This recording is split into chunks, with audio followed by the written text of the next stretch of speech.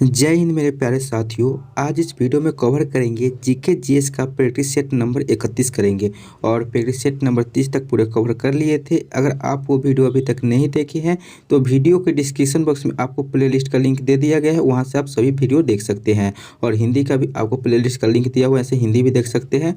और एक और दोस्तों बता दूँ कि जो चक्षु पब्लिकेशन का जो CRPF head constable ministerial and ASI steno का जो बुक है, उस बुक से आपको हिंदी का और रीजनिंग का भी प्रैक्टिस सेट करा रहे हैं। तो वो भी आप देखना चाहते हैं तो वीडियो को डिस्क्रिप्शन बॉक्स में आपको प्ले लिस्ट का लिंक मिल जाएगा, वहाँ से आप देख सकते हैं।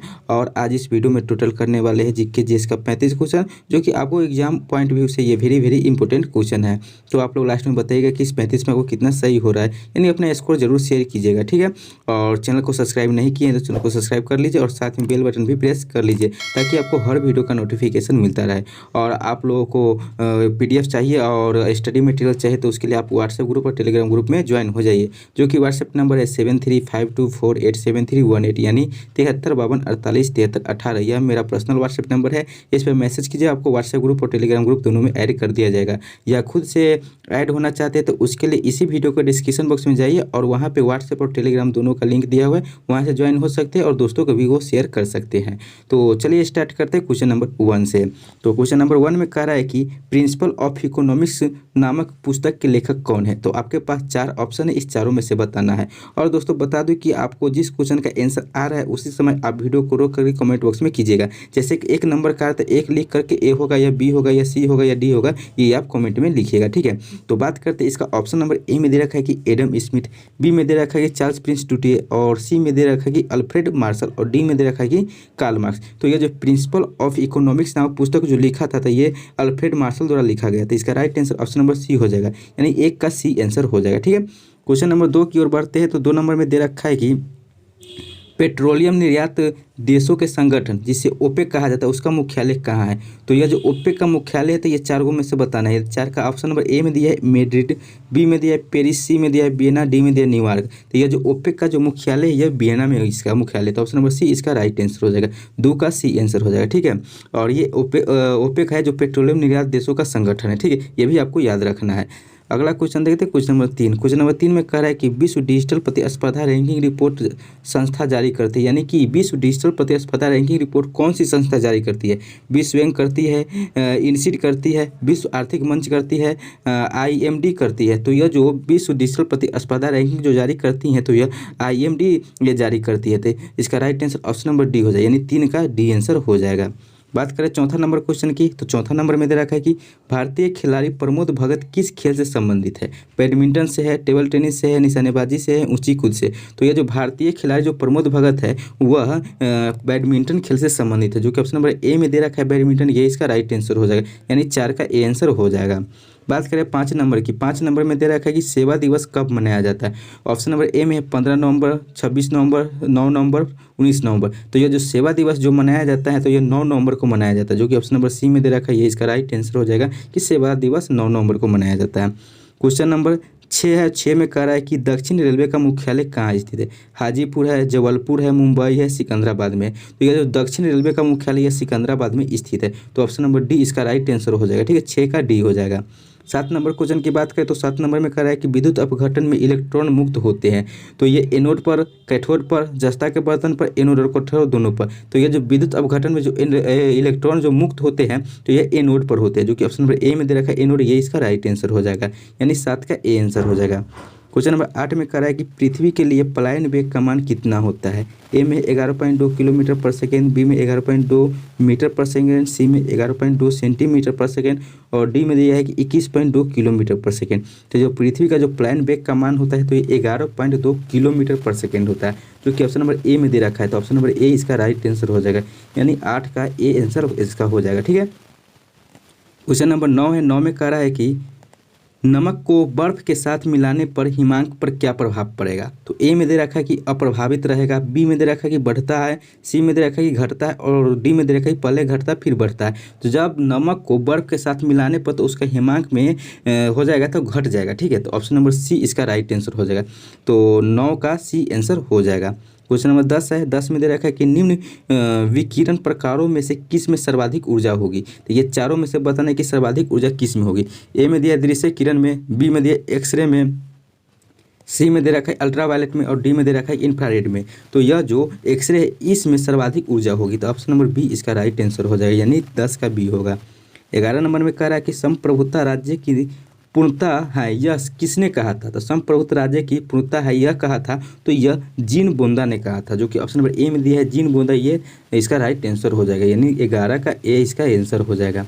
क्वेश्चन नंबर 12 में कह रहा है कि पंचायत समिति के प्रधान का चुनाव कौन करते हैं। सरपंच करते हैं, उप सरपंच करते हैं, पंचायत समिति के सदस्य करते हैं, संबंधित क्षेत्र के समस्त मतदाता करते हैं। तो पंचायत समिति के प्रधान का चुनाव जो करते हैं तो पंचायत समिति के सदस्य करते हैं, जो कि ऑप्शन नंबर सी इसका राइट आंसर हो जाएगा, पंचायत समिति के सदस्य।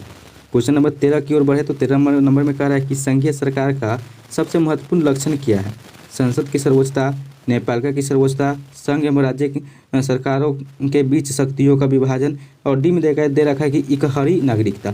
तो संघीय सरकार का सबसे महत्वपूर्ण लक्षण है कि संघ एवं राज्य सरकारों के बीच शक्तियों का विभाजन। ठीक है, तो ऑप्शन नंबर सी में ये दे रखा है, तो ऑप्शन नंबर सी इसका राइट आंसर हो जाएगा, 13 का सी होगा। 14 नंबर में कह रहा है कि कल्याणकारी राज्य मूलतः संश्लेषण है। तो उदारवाद और समाजवाद और सभ्यवाद का, सी में दे रखा है कि सभ्यवाद और आदर्शवाद का, और डी में दे रखा है कि व्यक्तिगतवाद और फसीदावाद का, यानी कि फांसीवाद का।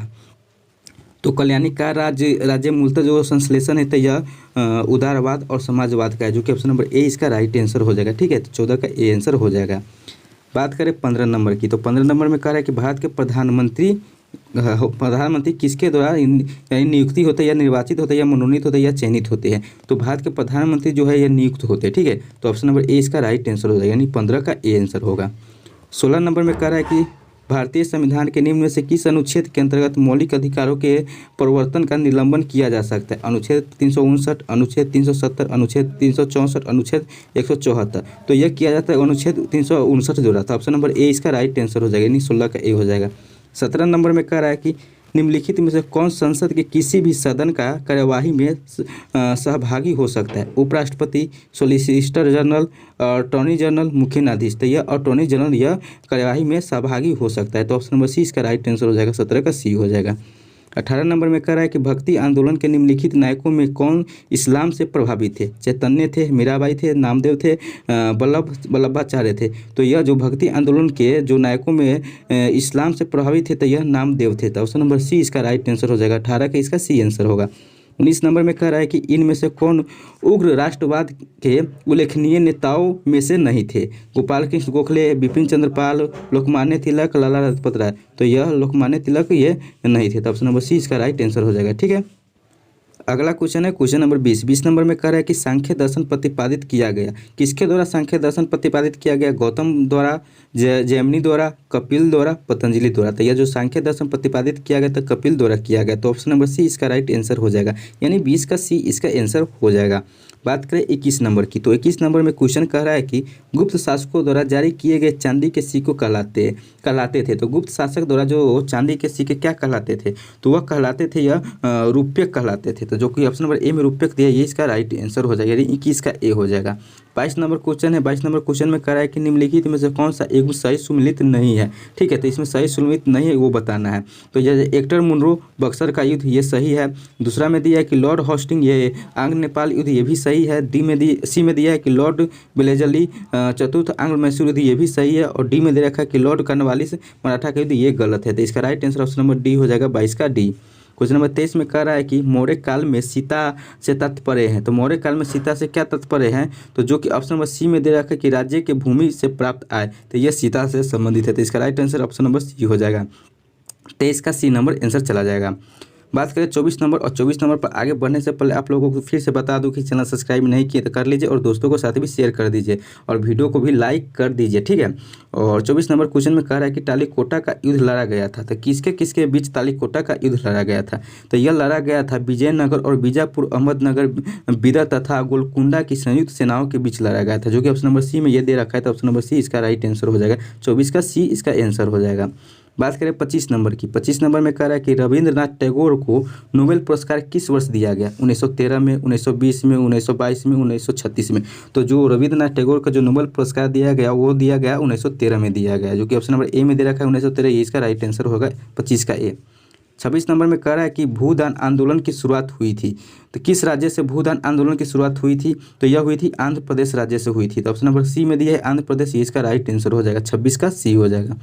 27 नंबर में कह रहा है कि निम्नलिखित में से किसके मापन में फोनोमीटर का उपयोग किया जाता है, यानी फोनोमीटर का उपयोग किसके मापन में किया जाता है? ए में दे रखा है कि प्रकाश के चमकीलेपन की क्षमता, बी में दे रखा है कि अत्यधिक उच्च ताप, सी में दे रखा है कि विद्युत चुंबकीय तरंग की आवृत्ति, और डी में दे रखा है कि वायुमंडलीय आर्द्रता। तो यह जो फोनोमीटर का उपयोग किया जाता है प्रकाश के चुंबकीय लेपन की क्षमता ये मापने में किया जाता है, ठीक है। तो इसका right answer option number A हो जाएगा, 27 का ए आंसर हो जाएगा।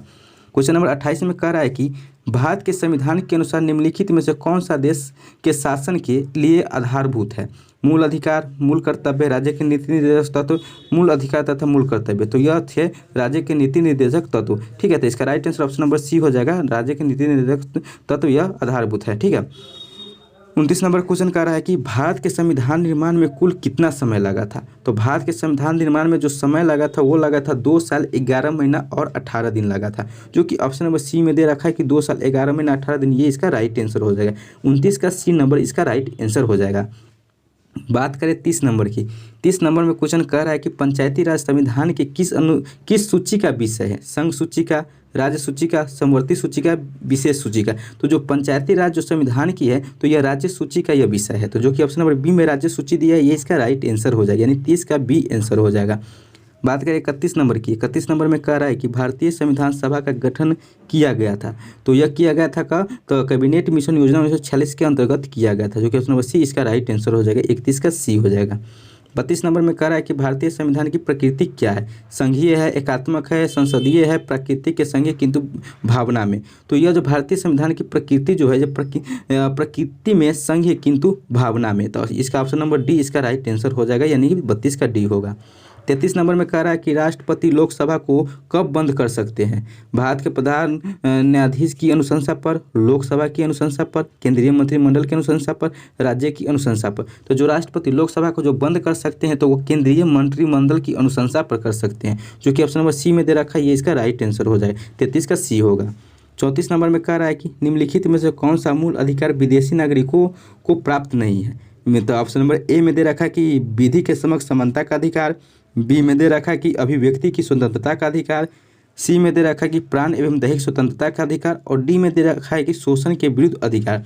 तो यह जो विदेशी नागरिकों के पास प्राप्त ये मूल अधिकार नहीं है, जो कि अभिव्यक्ति की स्वतंत्रता का अधिकार नहीं है, जो कि ऑप्शन बी में दे रखा है, ये इसका राइट आंसर हो जाएगा, यानी 34 का बी हो जाएगा। और आज ये सेट नंबर 31 का लास्ट क्वेश्चन यानी 35 नंबर क्वेश्चन है। तो 35 नंबर क्वेश्चन में कह रहा है कि उत्तर भारत में उप हिमालय क्षेत्र के सहारे पहले समतल मैदान को कहा जाता है, तो क्या कहा जाता है? तो यह भावर कहा जाता है, तो ऑप्शन नंबर डी इसका राइट आंसर हो जाएगा, भावर। तो दोस्तों ये था आपको जीके जीएस का प्रैक्टिस सेट नंबर 31 का टोटल 35 क्वेश्चन। तो आप लोग बताइए कि इस 35 में आपको कितना सही हुआ है, ठीक है। और अभी तक चैनल सब्सक्राइब नहीं किया तो चैनल सब्सक्राइब कर दीजिए और बेल बटन भी प्रेस कर लीजिए।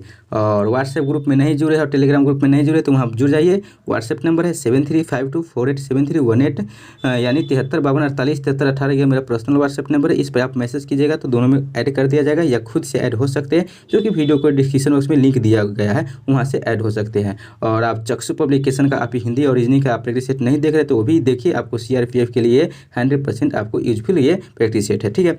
तो चलिए दोस्तों फिर मिलेंगे अगले वीडियो में अगले प्रैक्टिस सेट के साथ, तब तक के लिए जय हिंद जय भारत।